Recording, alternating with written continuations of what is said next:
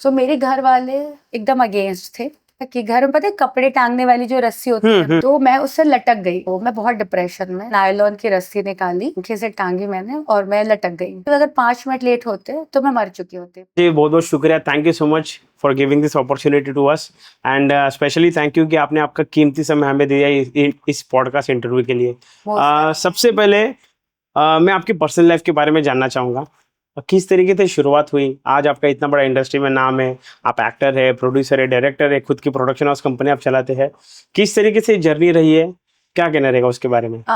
मैं सब कुछ बताऊं शुरू से। देखिए मेरी ना फैमिली बहुत ही ज्यादा वेल एजुकेटेड है। मेरी जो दादी हैं वो रिटायर्ड प्रिंसिपल हैं कॉन्वेंट स्कूल की, भोपाल से। मेरे पापा क्लास 1 ऑफिसर हैं, उन्होंने यूपीएससी क्लियर किया हुआ है और मेरे घर में सब इंजीनियर है। क्या बात है। मैंने बीटेक किया हुआ है कंप्यूटर साइंस से। मेरे दोनों भाई ने भी इंजीनियरिंग की हुई है और मम्मी मेरी गायनेक थी। और मेरे जो नाना जी हैं वो रिटायर्ड प्रिंसिपल थे रानी दुर्गावती यूनिवर्सिटी जबलपुर के। तो घर में सब पढ़े लिखे तो थे, तो घर में हमेशा से पढ़ाई को लेके बहुत ज्यादा प्रेशर था। क्यों you have to score this much, it was very clear from the day one. And इसके अलावा हम लोग का ग्रेनाइट का काफी बड़ा स्ट्रॉन्ग बिजनेस है। क्या बात है। तो फाइनेंशियली घर में बहुत स्ट्रॉन्ग थे। इसके बावजूद, इतने वेल एजुकेटेड होने के बावजूद हम लोग के यहाँ ना लड़के लड़की में डिफरेंसेस होते हैं अभी भी। It is still there. मतलब अब तो मैं काफी टाइम हो चुका है एमपी छोड़े हुए, आज बहुत साल हो चुके हैं, but when I was in school so this was there. तो क्या हुआ, मैं जब पढ़ रही थी तो जब मैंने 11th-12th में मैथ्स लिया, पीसीएम लिया, मैंने एआई ट्रिपल ई, उस समय एआई ट्रिपल ई आईआईटी के सेपरेट पेपर होते थे, पीईटी वगैरह सब। सो मेरे घर वाले एकदम अगेंस्ट थे। घर वाले मतलब मेरे बड़े पापा वगैरह कि हम तुम्हें बाहर नहीं जाने भेज सकते हैं, ये वो। घर पे बहुत ड्रामा हुआ।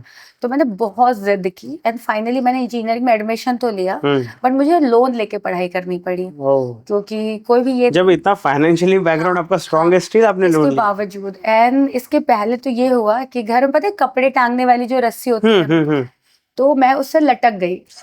हाँ, मेरे घर वाले मतलब खुदकुशी ट्राई किया। अरे क्योंकि ना मेरी मम्मा ने ना मुझे बचपन से ये सिखाया था कि यू हैव टू स्टडी।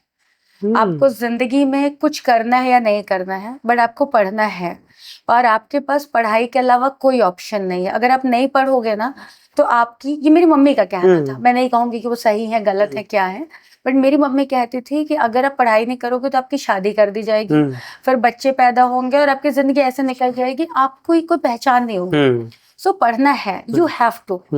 तो मेरे दिमाग में इस तरीके से भर दिया गया था कि पढ़ना है। सो मेरे कभी भी मैथ्स में 98 के नीचे मार्क्स नहीं आए। इवन जब कुछ कंट्रोवर्सी हुई थी बीच में, तो मीडिया वाले, मेरे प्रिंसिपल, मेरे स्कूल टीचर तक भी पहुंच गए थे। तो सबका एक ही स्टेटमेंट था कि वंदना सिर्फ पढ़ाई करना ही जानती थी, उसके अलावा उसको कुछ नहीं आता। तो जब मेरी पढ़ाई के खिलाफ सब लोग हुए ना, तो मैंने उस चीज को ले नहीं पाई। I couldn't take that. मुझे ऐसा लगा यार अब मैं क्या करूंगी, मेरी लाइफ तो पढ़ने के लिए है, अब मैं क्या करूं। तो बड़े पापा, दादी, सब लोग, मेरी बड़ी माँ वगैरह सब अगेंस्ट कि अगर बाहर पढ़ने भेजा तो मुंह काला कर देगी, ये कर देगी, बहुत ड्रामे चल रहे घर पे। मैं शाम को आई, मेरे पापा कहते हैं बीएससी का उन्होंने फॉर्म ला के दिया एक लोकल कॉलेज का कि तुम बीएससी कर दो, और मुझे बीएससी नहीं करना था, मुझे रेगुलर डिग्रीज नहीं चाहिए थे। तो मैं बहुत डिप्रेशन में, मुझे कुछ समझ नहीं आ रहा। मैंने नायलॉन की रस्सी निकाली, पंखे से टांगी मैंने और मैं लटक गई। और जब मम्मी आई तो छोटे शहरों में ना झरोके होते हैं ऊपर, तो मेरी मम्मी सामने बैठी थी, झरोके में मम्मी को रस्सी टंगी हुई दिखी। तो मम्मा आई भागते हुए, दरवाजा तोड़ा और मैं लटकी हुई थी। आई बिलीव अगर 5 मिनट लेट होते तो मैं मर चुकी होती। तो उठे, मेरे को समझाए, तो बोले मुझे पढ़ने नहीं भेज सकते क्योंकि घर में कोई सपोर्ट में नहीं है और हम लोगों की साइड ना मम्मियों की नहीं चलती।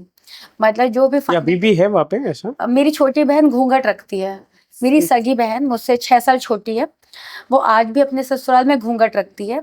और मैंने उसको कभी भी इसके नीचे, मतलब हमेशा उसको इतना घूंघट देखा है।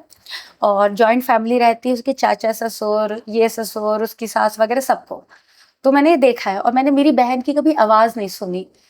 तो अगर मैं आज नहीं सुन पा रही हूँ तो आप समझ सकते हैं कि मैंने मेरी मम्मी की भी कभी जुबान नहीं सुनी होगी। तो मेरी मामा वांटेड, बट कुछ था नहीं।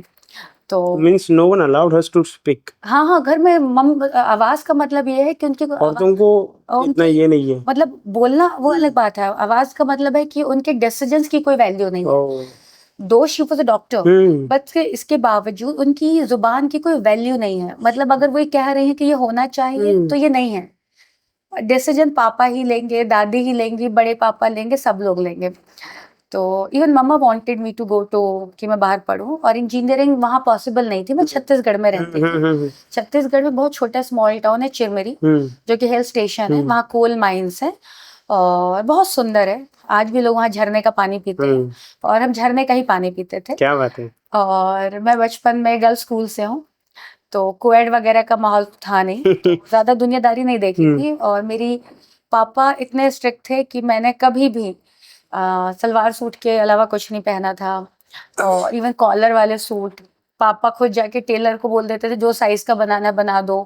और पापा जहाँ पे हेयर कट करा रहे हैं वहीं पे हमारे हेयर कट हो रहे हैं। तो पार्लर, सलोन, आईब्रोज, ये सब कुछ दूर दूर तक कुछ लेना देना कुछ नहीं पता। मेरी मामा भी बिल्कुल फैंसी नहीं, वो हमेशा कॉटन की साड़ी पहन रही हैं, बन बना रही हैं, चुपचाप जा रही हैं, हॉस्पिटल आ रही हैं।